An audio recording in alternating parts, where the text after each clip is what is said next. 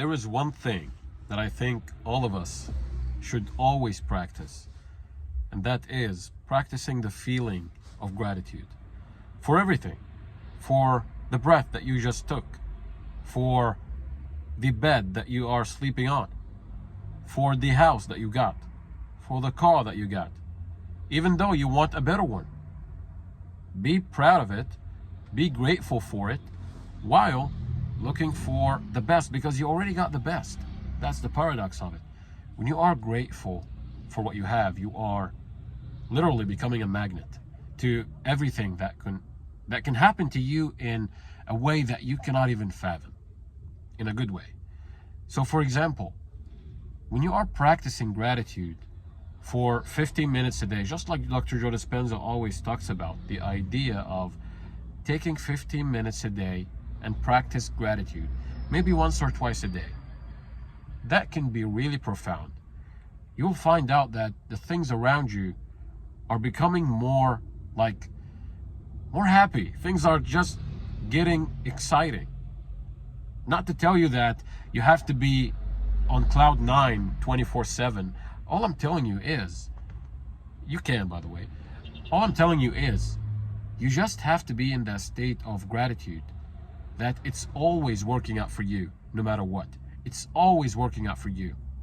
No matter what happens, it is always working out for you. I remember watching a video of Conor McGregor speaking about the idea of gratitude and how it is a magnet to the things that you want. And by the way, guys, when you watch these people and you study them, you will find out a very common theme, and that is the idea of being grateful for every single detail in their lives. They are always grateful. Yes, they are working towards something big, maybe, like training and whatnot, but at the same time, in their mindsets, they are grateful for everything. And what does that indicate to God, to Source, to the universe? That you are vibrating, or you are operating on a high frequency, and frequency will always be materialized into the physical realm. So more things will come into your life that you will be grateful for. You will be so flabbergasted with the abundant life that you will get, the abundance of everything, of love, of money, of relationships. See yourself worthy. I'm telling you, work on your self-concept. Like, decide right now that you are the person that you want to be internally, and then be grateful. And when you are grateful, just point that gratefulness to your desired reality at the same time, while you are grateful here and now. Because when we go out of this third dimensional realm, and I talked about this like months ago, about the idea of the left brain and the right brain, to the right brain, to the subconscious, everything is here and now. This is the true you. This is why the idea of like trying to force something sometimes can be very bad, because it will backfire sometimes, and sometimes not. But I'm telling you, the easiest thing to do is to align the left and right brain. How to do that? Let me tell you. When you have a goal in mind, when you have this idea of like a certain goal, maybe for example, you want to win something like a championship or something like that. You are an athlete and you want to win. Most athletes do mental rehearsal to the point that when they get to the ring, they get to the field, all they do is literally being accustomed to what will they do in that ring. So it becomes a second nature before they even touch the ball, or before they even throw a hook or anything like that, because they mentally rehearse that so much. This is something that I was fascinated by for many months. I read Dr. Joe Dispenza's work, and it's amazing. But the simplicity of it is, you can really have whatever you want when you embody the state of it. I remember when I had a clear vision of what I want to study, and it was studying pharmacy. That was something that was so crystal clear, to the point that I knew that I'm experienced that in my imagination. I experienced it. So whatever is happening on the outside, I was unfazed. And it happened.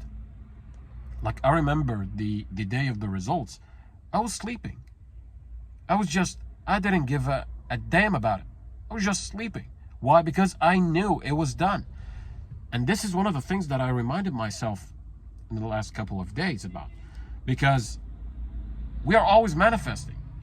We are always co-creating with the source. Because the source is within you and all around you. There is nothing but God. So you are literally shaping your reality with the thoughts that you keep repeating in your mind. These are affirmations, by the way. And the idea of the visuals or the things that you hear in your imagination. And this is why the idea of sometimes not needing is required. And sometimes what you need, you will get. There are no rules, and this is the fun part. There are no rules, guys. Don't let somebody box you in a box and tell you that this is the rule. No, there are no rules. Quite literally, no rules at all. If there is a rule, it will be that there is no rule. None. There is not a single rule. If there is a rule, I would tell you. I'm telling you my experiences. Sometimes people will tell you their experiences, but you do you. I do me. You try what works for you, what doesn't, what resonates with you, what doesn't. And let me tell you something really important, and that is going to be the light bulb moment that will make you feel satisfied within. Let me tell you something. When something gets into your subconscious mind, and it's there, right? And all of a sudden you feel like you want to ask God in prayer, or you want to imagine it, or you want it in general. This is the subconscious mind's way to tell you that this is yours. This is something that was really, really weird when I heard about it. It was about Dr. Ibrahim Karim, the founder of biogeometry, when he was speaking about when you are asking the question, it's because the subconscious mind got the answer, and the subconscious mind wants the conscious mind to know that this is the answer to your question, or this is your purpose, or this is your desired reality, or this is the person that you want to be with, or this is the job that you want, the business that you want. When I heard about it, I was so fascinated, because this is actually so crucial when you think about it. Everything that you can ever imagine is already here and now. Once you become this guy or this girl, that becoming the identity, it's about becoming the identity, guys. This is what I came about to realize. It's about you becoming the person that is so good internally that the outer world is just reflecting the perfection in him. That's it for today's video.